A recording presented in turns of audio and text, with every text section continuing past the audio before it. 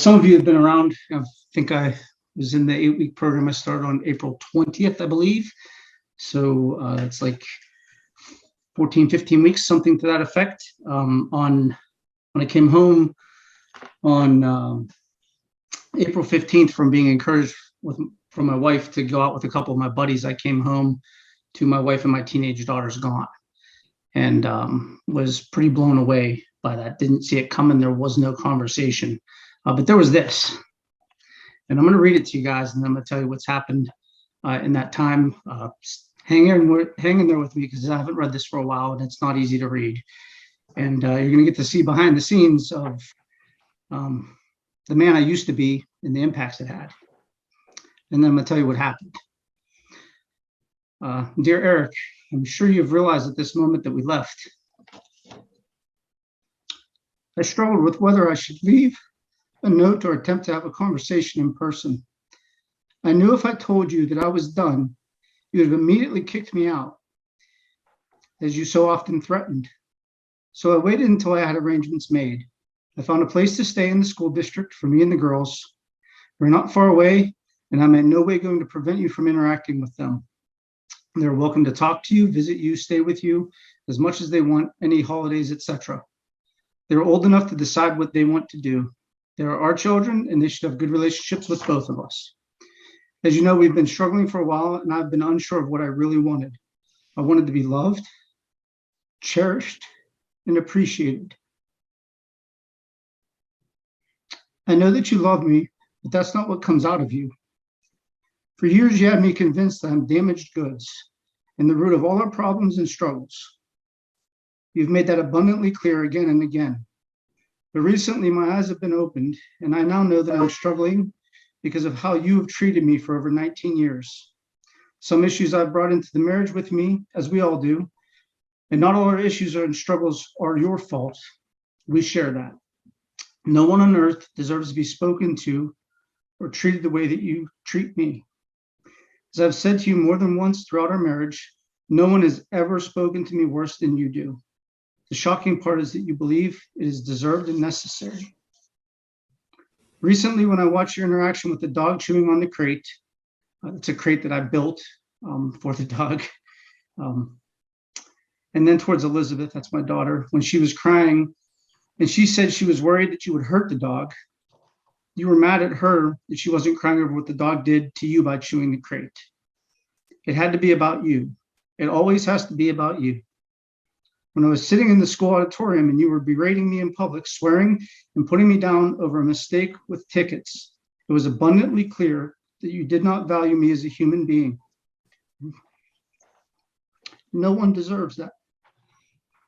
And you proceeded to complain to our friends about it all weekend long. And that had been my life with you. Anytime something goes wrong, or as you don't expect it to, that is the treatment I get. And now you do it to the kids. Our home environment has become stifling.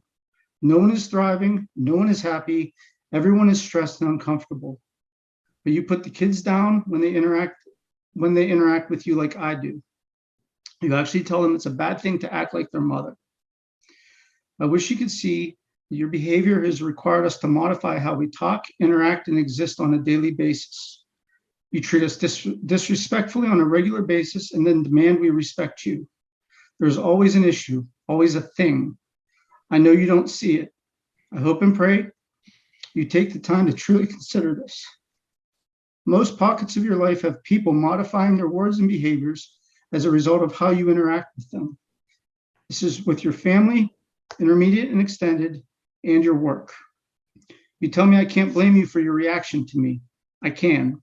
It is repeatedly disrespectful and condescending, and you make it loud and clear that I'm a constant source of aggravation to you, the exact opposite of how a husband should treat his wife. I'm not going to live like that anymore. You wonder why the kids don't want to get married? Because they see how you talk to me and treat me, and it's not normal. Until you can turn your eyes inward and get help, nothing will change. You tell me you're justified in your behavior, and your sense of entitlement is so severe that only your perspective is the one that matters. I can't speak openly. I don't want to run to you with cares and concerns.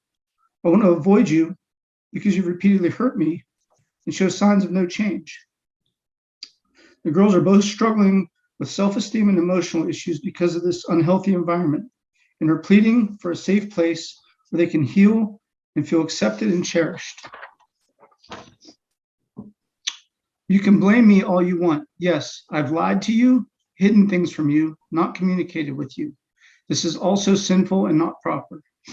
I know in a healthy environment, this will swiftly correct course. The mistreatment of others has been with you since long before I came along. I hear it in the stories about your youth. I see it in how you treat your mother. You're a harsh man. I truly believe you mean well. Your intentions to care for me, us, and protect us comes out in mean and controlling again and again and again. But this is where you go with things. This is where you go with most things that are, and it's not right. Most of our issues are translated by you as usurping your authority or acts of disrespect. I can understand that if this is how you're interpreting your world, you will definitely remain in an agitated state. There's no need to list all of the other over-the-top reactions you have displayed over the years. I'm just done. I've met with an attorney. Her name, I'm going to exclude that. She'll be in contact with you via mail in the next week or so. We're not going to have our phones on this weekend so we can get adjusted to our new environment. I'll be available to chat via phone on Sunday night at 8 p.m. if you wish to call. I plan to make arrangements for therapy this coming week. We all need it.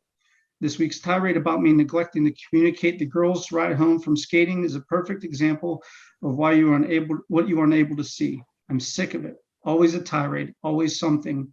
Me always falling short, me always in need of correction. I've lost respect for you over the years, and I know that is obvious. I'm not sure how to respect someone who can repeatedly curse me out and berate me over the wrong decisions, wrong seats, etc.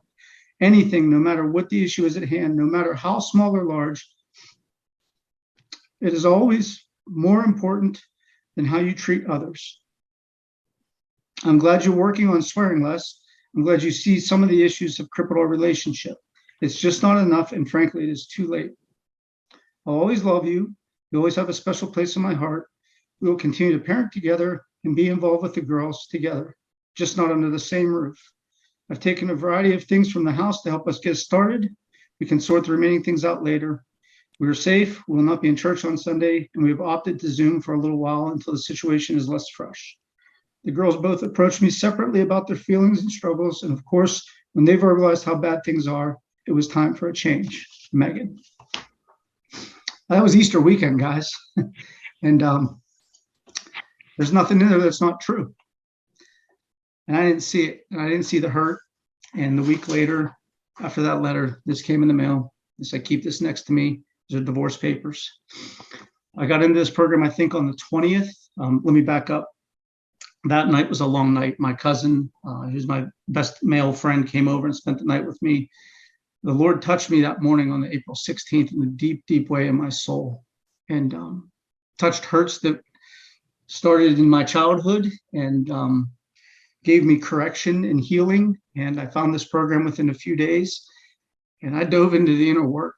I spent time in each of the videos over and over again. I wrote things out over and over again, and I followed it to a T, and I did it. And I did it with intent of changing as a man, with intent of transformation, not for my wife and kids, not for me. I did it for my Lord Jesus Christ because of what he did for me. And then I took that to the next level of suffering for my wife. And I found a way to love unconditionally because of what I learned in this program. And we informed our girls on Tuesday that we're getting back together. And Right. And April 25th is the first day of school. My girls are 17 and soon to be 16. And we spent a lot of time together the last couple of days. We're gradually getting things to move back in. They'll be in before school starts. So, gentlemen, this program is no joke. And you heard that dire level. I mean, how many times did she write, "I'm done"? And I was a monster sometimes. And if you knew me, you would know that I'm a passionate man about my family. I love my family. I didn't see the damage I was doing. I did hurt to the people I love the most. You got to surrender every thought. You got to surrender every single thought to the Lord. And if it is not holy, it is from the evil one. And if you're not a believer and you're on this call, I hope you can find God and just lay yourself before him, because he is real. And if you seek him, he's a gentleman. He will walk through an open door. Some of these tears when I'm reading that are tears of hurt because of what I did, but the rest of it are tears of joy because of what the Lord did. And if I can do it, a failed man like myself, if I can surrender and have supplication and sanctification because God did it for me, and all I had to do was be obedient, you could do this too, brothers. So if there's anything I can do for any one of you, I will. Without question, I'll put my email and my phone number in this chat. This was a long haul. It was the longest 16 weeks of my life. And Bob, I owe you more than the money I paid for this program, brother.